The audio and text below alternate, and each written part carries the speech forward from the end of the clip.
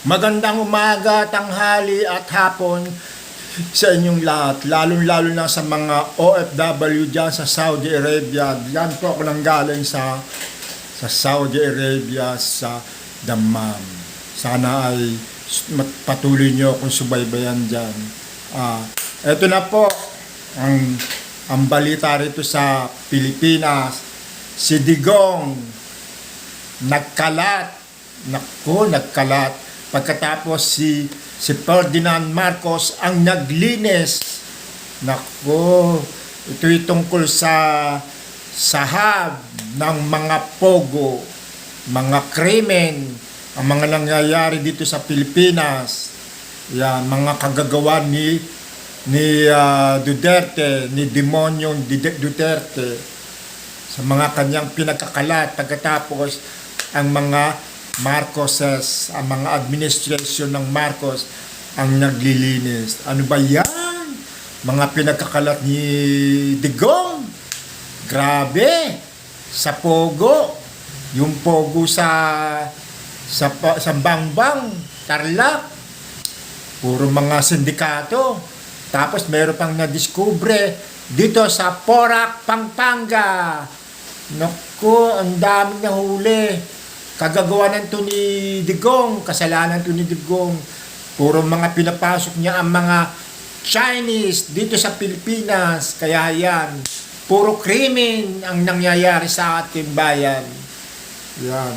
Kasi mga pro-Chinese itong si Digong.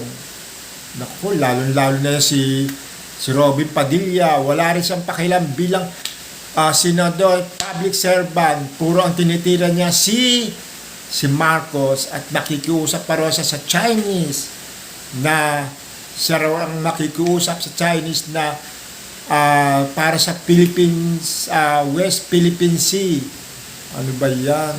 Ang nahuli sa Porac, Pampanga, 159 na dayuhan at 36 na Pilipino. Naku, gusto. Ang mga tao, ang mga pilyado nila, tinotorture. Yan ba ang magandang imahe ng mga pogo? Puro krimen lang ang ginagawa at nangohold up pa, nakikidnap pa ng tao. Diba? Hindi yan tama. Kaya, hindi maganda ang pogo. Kung ako ang magiging leader ng mga paghuhuli ng mga pogong yan, ipakukulong ko silang lahat. Pati ang mga Chinese, ipadidipot yan. Naku, biro mo, meron pang binubugbog. Tapos meron pang isang lalaki na tawag ito, pinusasan kasama yung frame ng kama. Di ba? Tama ba yun? Yan ang mga pinapasok ni Digong. Yung kapanahon na siya ay presidente, malakas pa siya. Ngayon, wala na siya. Naglabasa na ang mga pogo, mga Chinese. Puro krimen ang nangyayari sa ating bansa. Di ba? Sana naman mas mahuli silang lahat.